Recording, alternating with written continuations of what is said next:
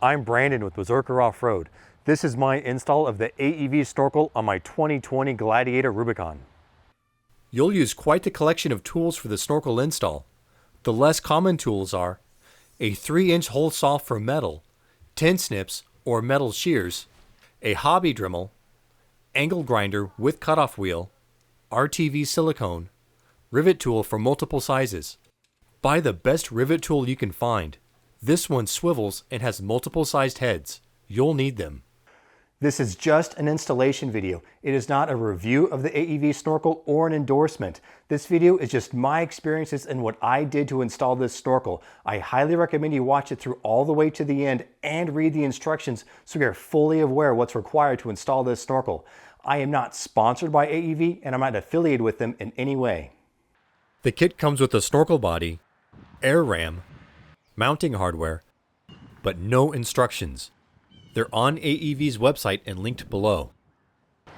I purchased the optional pre-filter. Cut out the provided template and align it on the passenger side of the hood 21¼ inches from the rear edge of the hood. Align the dotted line with the bottom edge of the hood. With placement known, put down masking tape on the hood under the template. Trace around the outside of the template.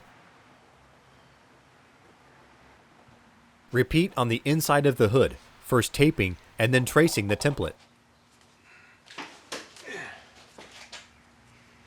Trim the hood liner 1/4 inch outside the trace. You may need a trim removal tool to pop out a fastener. Tape the now exposed hood and complete tracing. Fully cover the engine bay, even more than I did. You're going to get aluminum shavings everywhere. Drilling and cutting into your hood creates a lot of aluminum dust. The instructions tell you to cover your engine. I'm telling you, cover your hood as well, and that'll save you a big headache trying to clean that out of your finish. Use a hole punch and mark the center of each circle. Congratulations, you're committed now. Raise the hood to prevent damaging components during the operation. The hood has 2 layers. Drill pilot holes only into the first layer.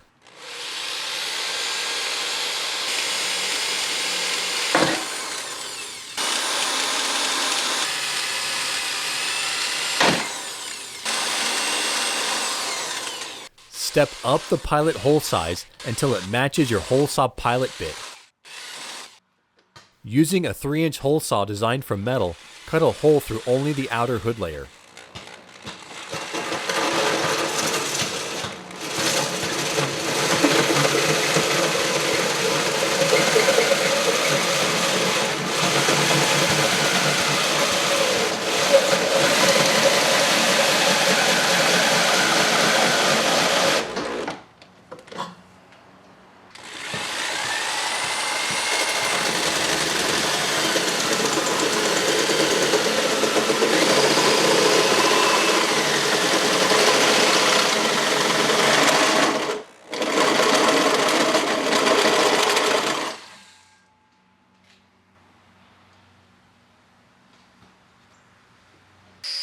Start grabbing any tool that cuts and start chopping.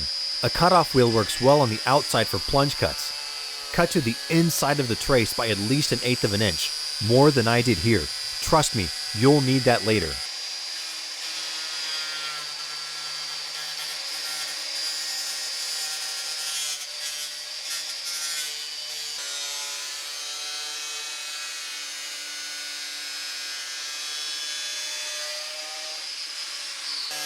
Cut the inside opening as well.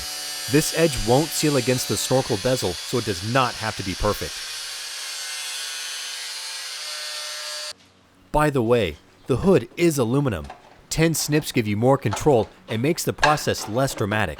It's easier to gradually cut chunks away instead of cutting along the line.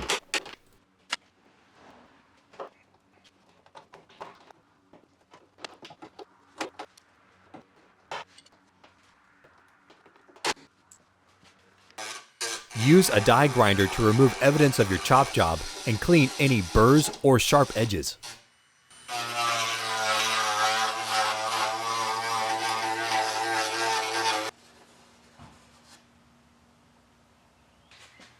At this point, test fit the bezel so you don't get carried away removing material. Even though my edge was within my trace, I still had already removed too much. In life, do better. Consider removing your hood decal before proceeding. This is why you should trim conservatively so your bezel fits snugly. The bezel has minimal margin for over trimming and you lose purchase for rivets if you do. Prep for Plan B, RTV silicone, and clean the surface. The instructions state you can also use RTV silicone, which you likely will. Bead around the edge liberally, more than you think you'll need, and press on the bezel.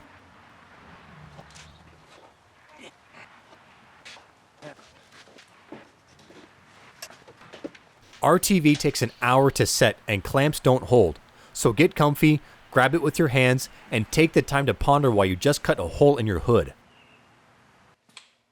On my install, the top rivets had enough hood material to bite in, so I installed them to assist in clamping the RTV. Otherwise, the bevel kept popping off the RTV seal and gapping. For the rivets, drill an 1/8 inch hole through the outer hood layer. The short rivets go up top and the long rivets go on the bottom.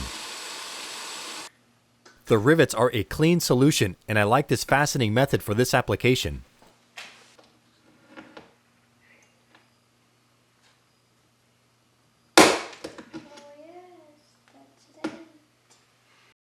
Next, you have to remove the airbox. The instructions say to disconnect and completely remove the air intake hose. I found that step unnecessary. Remove the 2 bolts securing the airbox inlet, one on the airbox and the other on the fender. Loosen the air intake hose clamp on the airbox.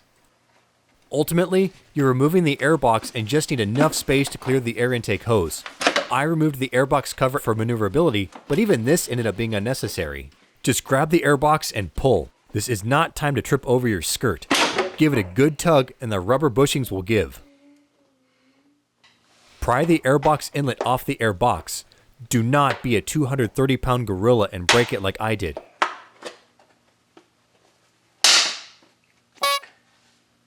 Take your time and methodically press in the retaining tabs and pry it off. The airbox plastic is somewhat brittle.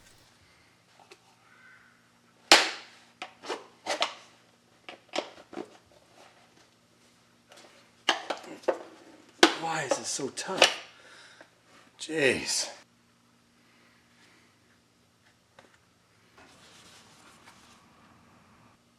Grab 2 of the M6 bolts and washers and secure the large mounting bracket to the snorkel. Note the downward bracket orientation. The bolts are liberally coated, so firmly insert the Allen wrench to avoid stripping them. Remove these 3 fender bolts.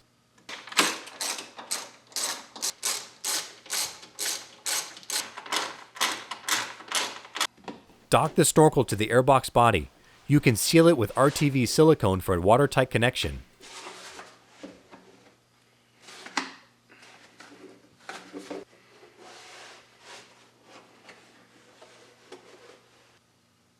Gingerly set the snorkel intake assembly into position.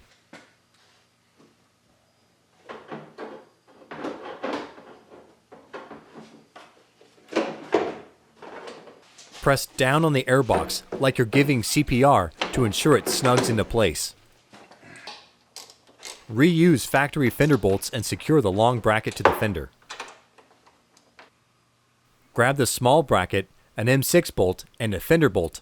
I mistakenly used the inlet bolt. Secure the L bracket to the snorkel and fender. Redo what you undid but leave the intake clamp undone. You'll remove the snorkel and airbox from the Jeep in a few steps. Align the upper mounting bracket on the windshield frame, but put down masking tape first to avoid scratches. Secure the bracket to the intake with 2 M6 bolts and washers. You'll remove this bracket in a few steps, so don't over-tighten.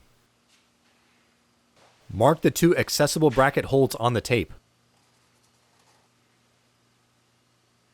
Re-undo what you just undid. Lift and remove the intake and airbox assembly from the Jeep.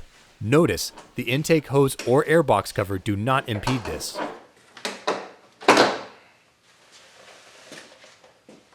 Remove the upper bracket from the snorkel and mark the 2 remaining holes on the tape.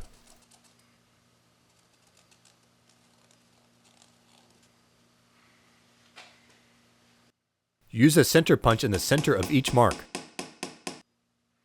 In only the outer windshield frame layer, drill pilot holes and step up to 3/16 for rivets.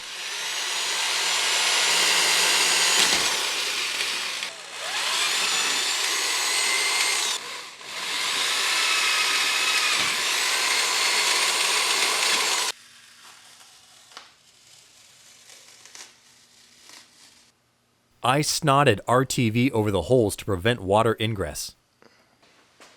Put the upper bracket in place and insert 4 3/16 rivets. They may need some gentle persuasion. Pop the rivets.